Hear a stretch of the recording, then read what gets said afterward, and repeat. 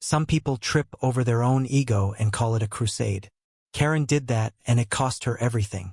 In the sleepy town of Pine Hollow, where whispers travel faster than Wi-Fi, a single stolen stool ignited a firestorm that no one saw coming.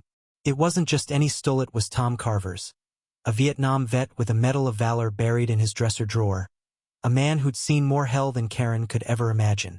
The theft wasn't about the stool's splintered wood or its faded green paint. It was about what it represented.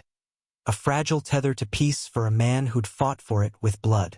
Karen, 42, with her signature blonde bob and a purse that screamed, "I demand respect," was the kind of woman who'd argue with a stop sign and win.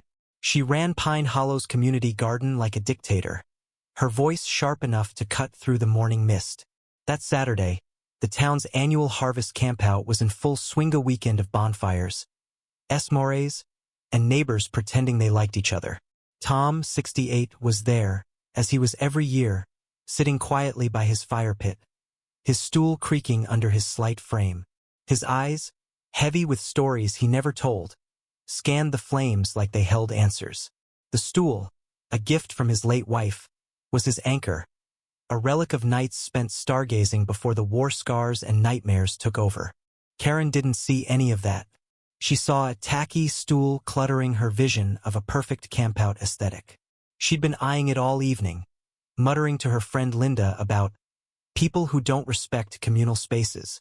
By 9 p.m., fueled by 2 glasses of Chardonnay and a lifetime of unchecked entitlement, Karen made her move. While Tom was fetching firewood, she snatched the stool and dragged it to her own fire pit, declaring it better suited for her group. Linda, spineless as ever, just giggled. The crowd, nearby families, teens and old-timers, froze. A murmur rippled through the camp. Karen didn't notice. She sat on the stool, crossed her legs, and sipped her wine like she'd conquered Everest. Tom returned, his arms full of logs, and stopped dead. His stool was gone.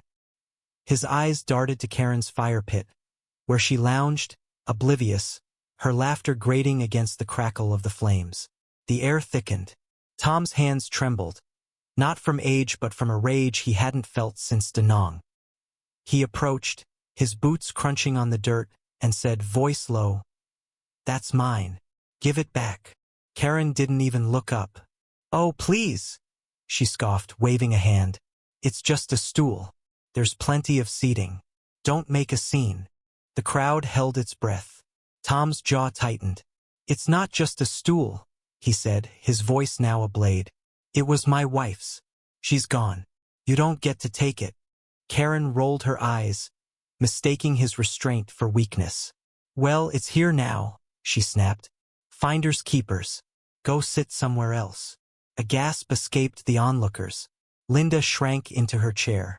A teenager, Jake, who'd been filming TikToks nearby, whipped out his phone, sensing drama. The tension was a live wire, sparking with every word. Tom stepped closer, his shadow looming over Karen. "You don't know what you're messing with," he said, his voice now carrying the weight of a man who'd carried bodies off battlefields. Karen stood, clutching the stool like a shield. "Don't threaten me," she shrieked, her voice piercing the night. "I'm a paying member of this community. Who are you? Some nobody camper." The crowd stirred. Old Mrs. Hensley, who knew Tom's story, muttered, "She's done it now." Jake's phone kept rolling, live-streaming to Pine Hollow's gossip-hungry group chat. Then it happened. Tom's voice dropped to a whisper, but it silenced the camp. "I'm the guy who ran into a burning village to save 6 men. I'm the guy who got this." He pulled back his sleeve, revealing a jagged scar from wrist to elbow, and a Medal of Valor for it. "That stool's all I got left of her. You don't get to take that from me." The firelight danced on his face, exposing a pain so raw it made the air heavy. Karen's smirk faltered. The crowd was no longer murmuring, they were staring, judging, waiting. Karen, cornered by her own hubris, doubled down. "Medal? Big deal. Doesn't give you special rights?" She spat, but her voice cracked. She shoved the stool toward him, knocking over her wine glass. It shattered on a rock, the sound like a gunshot. Tom caught the stool, his hands steady despite the tremor in his chest. He didn't look at her. He just walked back to his fire pit, set the stool down and sat, staring into the flames. The crowd dispersed, some whispering, others glaring at Karen. Jake's video hit the group chat, racking up views. By morning, Pine Hollow was ablaze with the story. Karen stole a war hero's stool and got humiliated. But the fallout was uglier than anyone expected. Karen, humiliated, didn't back down.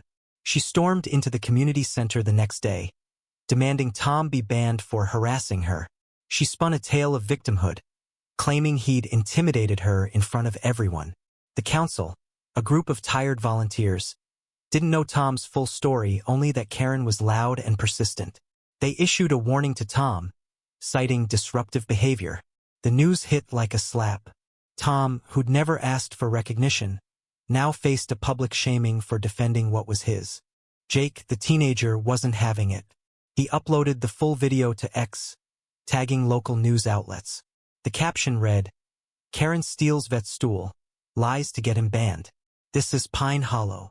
The post exploded. Comments poured in, calling Karen everything from entitled to heartless. A local reporter dug into Tom's past, uncovering his Medal of Valor citation, a story of courage under fire that left readers in tears. The article went viral and Karen's name became a punchline. Her garden club membership was revoked. Her friends, including Linda, ghosted her. Her inbox filled with hate mail, some calling her a disgrace to the town. Karen's life unraveled. Her husband, embarrassed, moved out. Her kids, mortified, stopped speaking to her. She tried to apologize on X, but the post was ratioed into oblivion, with comments like, "Too late, Karen," and "You messed with the wrong vet." She deleted her account, packed her bags, and left Pine Hollow. Her blonde bob spotted one last time at the gas station on the edge of town. The stool, now a symbol, stayed with Tom. He didn't gloat. He just sat by his fire pit, the stool creaking under him, and watched the stars, wondering if his wife could see him now. The town never forgot. The harvest campout became a legend, a cautionary tale of pride and consequences. Tom, quiet as ever, kept coming each year, his stool a silent testament. Some say he forgave Karen in his heart, but he never said it out loud. Pine Hollow learned a hard lesson. Heroes don't always wear capes, and villains don't always know they're the bad guy. What do you think? Did Karen deserve her downfall? Or was the town too harsh? Share your take on justice and redemption in a community that judges fast and forgives slow.